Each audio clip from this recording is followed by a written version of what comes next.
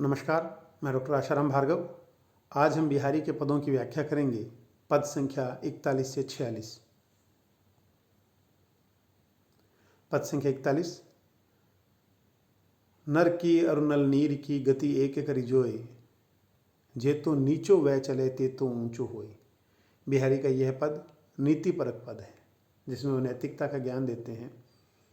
नैतिकता का ज्ञान देते हुए बिहारी कहते हैं, नर की अर्थात मनुष्य की, अरु और, नल नीर नल के पानी की, गति एक के करी जोए गति एक जैसी होती है। गति एक के करी मैंने एक समान, करी जोए जोए मैंने पहचानिए, जानिए, एक के करी जोए एक करके जानिए, एक करके पहचानिए, या एक समझिए। क्या एक जैसी कैसे है कि जे तो नीचो हुआ चले, जो जितना नीचे होकर चलता है, ते तो ऊंचो होए उतना ही ऊंचा जाता है। तात्पर्य यह है मनुष्य के संदर्भ में नीचे होने का मतलब यह है झुक कर चलना। झुक कर चलना मतलब शरीर से झुक कर चलना नहीं है, सम्मान में चलना। और ते तो ऊंचो होए, विनम्रता से रहना, वह व्यक्ति उतना ही ऊंचा होता है। अहंकार में अकड़ कर नहीं चलना, बल्कि सम्मान में झुक कर चलना, विनम्रता से झुक कर चलना। जो व्यक्ति विनम्रता से चलता है, जो सबका सम्मान करते हुए चलता है, वह उतना ही ऊंचा होता जाता है। ते तो बना उतना ही ऊंचो हो ऊंचा होता है। अब जल के संदर्भ में, नल नीर के संदर्भ में ये बात इसलिए लागू होती है कि घर में पानी को चढ़ाने के लिए जितना ऊपर चढ़ाना है उतने ही ऊपर उसको दूसरी जगह से ऊपर करना पड़ेगा, तभी वो पानी ऊपर जा सकता है। यदि पानी का स्तर नीचे है तो दूसरी तरफ ऊपर नहीं आ जा सकता। जिस तरह जलदाय विभाग द्वारा घरों में जो पानी की सप्लाई होती है, उसके लिए बड़ी बड़ी पानी की टंकियां ऊपर तक होती है। पहले ज़मीन से या नहर से पानी लेकर उन टंकियों में चढ़ाया जाता है, और फिर वहाँ से पानी के दबाव से घरों में 5, 7, 8 फुट तक पानी, 10 फुट तक पानी ऊपर आ जाता है, नल में पानी आ जाता है। बिहारी ने उसी को आधार बनाकर लिखा कि जे तो ऊंचो वह चले, पानी की टंकी जितनी ऊंची होगी या पानी जितना एक तरफ से ऊपर होगा उतना ही दूसरी तरफ से नल के रूप में ऊपर जाएगा। नर की और नल नीर की, इस प्रकार मनुष्य की और नल के पानी की गति एक जैसी होती है। जितना नीचा होकर चलता है उतना ही ऊंचा जाता है। नल का पानी भी जितना नीचे होकर चलता है उतना ही ऊपर बढ़ता है दबाव से। पद संख्या 42। मर्त प्यास पिंजरा पर्यो, सुआ समय के फेर, आदर दे दे बोलियत बायस बली के बेर। इस पद में बिहारी ने अन्योक्ति का प्रयोग किया है। इस पद में बिहारी जहाँ एक तरफ श्राद्ध पक्ष में कौवे और तोते के का चित्रण किया है, वहीं दूसरी तरफ समय अनुसार व्यक्ति के महत्व और उसके अवदान को भी चित्रित किया है कि किस प्रकार समय बदलने पर आदमी की स्थिति बदल जाती है। वे कहते हैं कि मर्त प्यास पिंजरा, प्यास से मरता हुआ पिंजरे में पड़ा है। पिंजरा पर्यो, पिंजरे में पड़ा है। सुआ समय के फेर, सुआ अर्थात तोता, समय के फेर, समय का ऐसा फेर यानी बदलाव आया, समय का ऐसा रूप आया, ऐसा फेर मन बदलाव आया कि मर्त प्यास पिंजरा पर्यो, प्यास से मरता हुआ पिंजरे में पड़ा है तोता। और जबकि इसी समय के परिवर्तन का ऐसा रूप सामने आया कि आदर दे दे बोलियत, आदर दे दे के बोलते हैं, बायस अर्थात कौवे को, बलि के बैर, बलि के बैर बलि के समय, बलि अर्थात कौवे को बलि देते हैं श्राद्ध पक्ष में। तो श्राद्ध पक्ष में या घर में किसी की डेथ होने पर जब कौवे को बलि दी जाती है, तब उसको आदर दे दे के बोलते हैं। यह माना जाता है, लोग ऐसा मानते हैं कि वो उनके पित्र हैं, इस दृष्टि से उनको आदर दे दे के बोलते हैं। साल भर कौवों को लोग आदर नहीं देते, लेकिन ये समय का फेर है कि श्राद्ध पक्ष में उन कौवों को आदर दे दिया जाता है। और उस समय तोता प्यास से मरता हो तो भी लोग उसकी तरफ ज़्यादा ध्यान नहीं देते।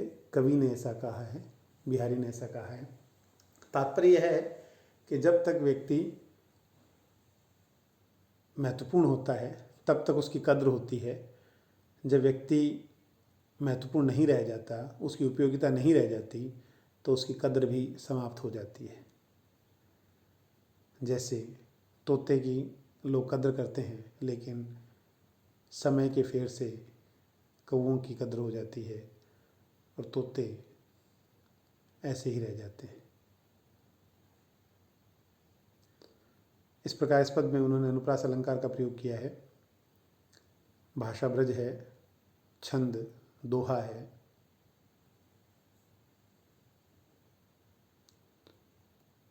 पद संख्या 43। इही आस अटक्यो रहत, अली गुलाब के मूल, वह है फेर वसंत ऋतु, इन डारन वही फूल।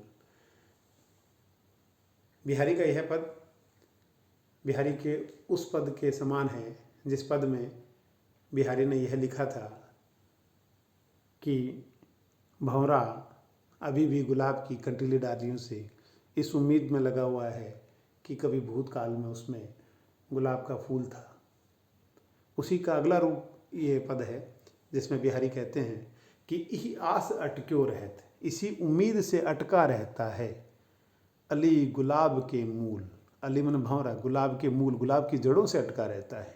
मूल मन जड़, क्या सोचकर, वह है फेर वसंत ऋतु, वह मन होगी फिर वसंत ऋतु, और इन डारन वही फूल, और इन डालों पर फिर वही फूल आएंगे। यहाँ बिहारी ने व्यंग्य किया है। व्यंग्य इस बात का कि जो चीज़ जा चुकी है वह चीज़ दोबारा नहीं आ सकती, केवल उसके कंकाल से चिपटे रहने से वापस बाहर नहीं आ सकती। अन्योक्ति के माध्यम से वो कहते हैं कि भंवरा गुलाब के पौधे की जड़ से अटका रहा है और इस बात में अटक रहा है कि वह फिर वसंत ऋतु आएगी, फिर इन डालों पर फूल खिलेंगे। इस पद में बिहारी ने भविष्य की आस में बैठे हुए लोगों पर व्यंग्य किया है, जो अकर्मण्य होकर केवल भाग्य के भरोसे बैठे हैं कि किसी दिन समय आएगा, सब कुछ बदलेगा। और बिहारी के उस पद में, अपत कंटीली डार वाले पद में, बिहारी इतिहास को आधार बनाकर चल रहे लोगों पर व्यंग्य करते हैं, जो केवल इतिहास में क्या था उसी को आधार बनाकर वर्तमान में अकर्मण्य होकर बैठे हैं। तो इस प्रकार बिहारी इन दोनों पदों के माध्यम से ये शिक्षा देते हैं कि व्यक्ति को जहाँ तक हो सके वर्तमान में जीना चाहिए, भविष्य की उम्मीद में अकर्मण्य नहीं होना चाहिए और भूत की चीज़ों को याद करके भी अकर्मण्य नहीं होना चाहिए, क्योंकि वर्तमान बेहतर होगा तो भविष्य स्वतः ही बेहतर होगा। इस प्रकार बिहारी का यह पद नीतिपरक पद है। पद संख्या 44। कंचन तन धन वरण वर, रयो रंग मिले रंग, जानी जात सुवास ही केसर लाई अंग। इस पद में बिहारी ने नायिका के सौंदर्य का वर्णन किया है। नायिका के सौंदर्य का वर्णन करते हुए बिहारी अलग अलग उपमान देते हैं, जहाँ एक तरफ उन्होंने यह कहा था कि नायिका का रंग इतना सुंदर है कि सोना उसमें मिल जाता है और छूने से ही पहचान में आती है कि कहाँ सोना है, कहाँ उसका शरीर। दूसरी तरफ ये कहते हैं कि इस पद में कहते हैं कि कंचन तन, कंचन अर्थात सोने जैसा तन, नायिका का शरीर सोने जैसा है।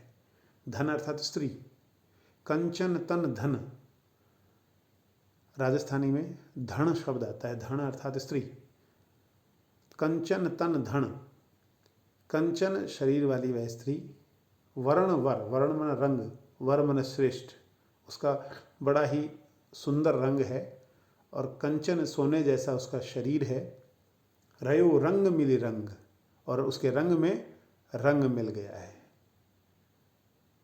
सोना उसके रंगों में मिल गया है, केसर उसके रंग में मिल गया है। क्या कह रहे, जानी जात सुबास ही, जानी जाती, जाना जाता है, पहचाना जाता है, सुबास खुशबू से ही, कि केसर लाई अंग, कि उसने शरीर पर केसर लगा रखी है।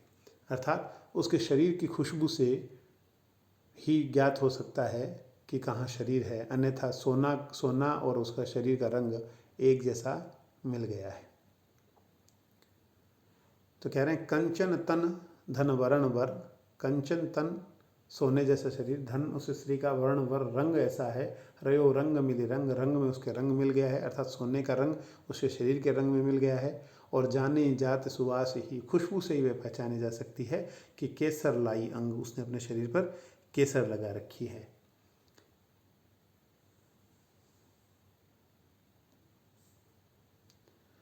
पद संख्या 45। आवत जात न जानिए तू, तेज ही तज शियरान, घर जमाई लो घट्यो, खरो पूस दिनमान। बिहारी ने इस पद में घर जमाई का उदाहरण देते हुए पोष के महीने में दिन की स्थिति का चित्रण किया है कि जिस प्रकार आवत जात न जाने तू, आतने का और जाने का, आवत मन आना, जात मन जाना, न जानिए तू, आना और जाना नहीं जान पड़ता, नहीं पता चलता। तेज ही तजी, तेज अर्थात ओज, तेज अर्थात गर्मी, तेज अर्थात जोश, तजी मैंने त्याग दिया है, सियरानु मन ठंडा हो गया है। घर जवाई लो, घर जवाई की तरह, लो मन तरह, घट्यो मन घट गया है, खरो मन शुद्ध रूप से, पूस दिन मान, पूस मन पोष के महीने का, दिन मान, दिन का मान अर्थात दिन का समय।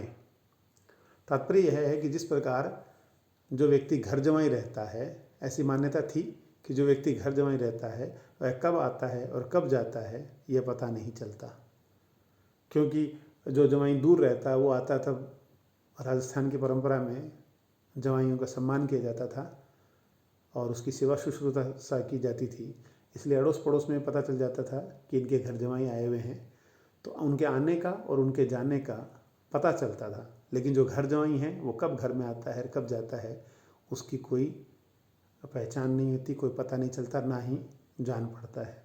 उसी प्रकार तेज ही तजी, उसका तेज समाप्त हो जाता है, वह ठंडा पड़ जाता है। वो जवाई के जो जवाई जिन चीज़ों के लिए जाने जाते हैं वो सारी चीज़ें ठंडी पड़ जाती है।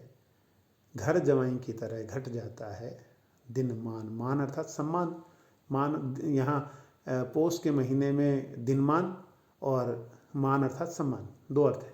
श्लेष अलंकार है मानु शब्द में, दिन मान अर्थात दिन का मान और मानु अर्थात सम्मान। घर जमाई की तरह मान समाप्त हो जाता है, सम्मान समाप्त हो जाता है। जिस प्रकार जवाई का लोग आदर करते हुए उनको काम नहीं सौंपते, लेकिन जब घर जवाई होता है तो उसके घर के छोटे छोटे काम भी सौंप दिए जाते हैं। इस प्रकार इस पद में बिहारी ने अनुप्रास अलंकार का प्रयोग किया है, श्लेष अलंकार का प्रयोग किया है और यह बात बताई है कि पोष के महीने में जिस प्रकार दिन का मान घट जाता है, दिन ठंडा हो जाता है, सियारानु मतलब ठंडा हो जाता है, तेज को त्याग देता है, कब दिन आता है कब दिन जाता है यह पता नहीं चलता, उसकी स्थिति घर जमाई जैसी हो जाती है। यहाँ दिन का मान का तात्पर्य एक सूर्य से भी लिया जाता है, कुछ लोग सूर्य से भी लेते हैं कि सूर्य पोष के महीने में सूरज कब आता है कब जाता है यह पता नहीं चलता। तेज ही तजी, सूर्य अपनी गर्मी त्याग देता है, सियरानु ठंडा पड़ जाता है और उसका दिन मान भी घट जाता है। पद संख्या 46। पावस निसी अंधियारी में रयो भेद नहीं आन, रात द्योंस जान्यो परत लखई चक्कई चकवान। यहाँ बिहारी प्रकृति चित्रण करते हैं और प्रकृति चित्रण करते हुए कहते हैं कि पावस ऋतु में, पावस अर्थात वर्षा ऋतु में, वर्षा ऋतु में निसी रात में, अंधियारी में, अंधियार मैंने अंधेरे की, पावस निसी अंधियारी में रयो भेद नहीं आन, रयो मन रहा, भेद अंतर नहीं, आन मन अन्य। बारिश की ऋतु में रात में और अंधेरे में कोई फर्क नहीं रह जाता, अर्थात दिन में अगर बारिश होती है, दिन में अंधेरा छा जाता है उसमें, और रात में कोई भी फर्क नहीं पता चलता। फिर कैसे पता चलता है कि रात द्योंस, द्योंस का मतलब होता है दिवस, रात दिन जान्यो पड़त, रात और दिन कैसे जान पड़ता है, लखई देख कर, चकई चकवान, चकवा चकवी को देखकर ही दिन रात का ज्ञान होता है। तात्पर्य यह है कि बारिश की ऋतु में रात, निशिमन रात, और दिन का छाया अंधियारे में रयो भेद नहीं आन। दिन में जो अंधेरा आ जाता है, यहाँ दिन में मानना पड़ेगा, हालांकि कवि का तात्पर्य यह है कि पावस की ऋतु में रात में और अंधेरे में रयो भेद नहीं आन, कोई भेद नहीं रह जाता। रात दिन जान्यो परत, रात दिन जान पड़ता है, पता चलता है। केवल लखई चकई चकवान, चकवा चकवी को देखकर ही रात दिन का ज्ञान होता है। चकवा चकवी को देखकर कैसे ज्ञान होता है? मान्यता यह है कि चकवा और चकवी रात में बिछुड़ जाते हैं और दिन में मिलते हैं, तो उनके बिछुड़ने से अंदाज़ा लगा लिया जाता है कि रात हो गई है, और उनके मिलने से अंदाज़ा लगा लिया जाता है कि दिन हो गया है। इस दृष्टि से पावस ऋतु की, बारिश की ऋतु की रात और दिन का पता चलाया जाता है। अन्यथा पावस ऋतु में घनघोर बादल छा जाने से दिन में भी अंधेरा रहता है और रात अंधेरी होती ही है। इस प्रकार इन पदों में बिहारी ने जहाँ बारिश की ऋतु का वर्णन किया है, बिहारी ने ग्रीष्म ऋतु का वर्णन किया है, और बिहारी ने पोष के महीने अर्थात सर्दी की ऋतु का वर्णन किया है, जिसमें किस प्रकार प्रकृति होती है, किस प्रकार वातावरण होता है, उनका चित्रण करते हैं। इस प्रकार बिहारी के इन पदों में बिहारी ने बहुज्ञता का चित्रण किया है, जहाँ एक तरफ वो अपने भक्ति, नीति, श्रृंगार संबंधी पदों की रचना करते हैं। उन्होंने ज्योतिषीय ज्ञान का चित्रण किया है, उन्होंने रंगों संबंधी ज्ञान का चित्रण किया है, उन्होंने ऋतुओं में आए परिवर्तन का चित्रण किया है, उन्होंने श्रृंगार, नायिका के श्रृंगार का चित्रण किया है। इसके साथ साथ बिहारी के इन पदों में गागर में सागर है, छोटे छोटे पद, छोटे छोटे दोहे, और उसमें गहरे भाव भरे हुए हैं। इस प्रकार हम ये देखते हैं बिहारी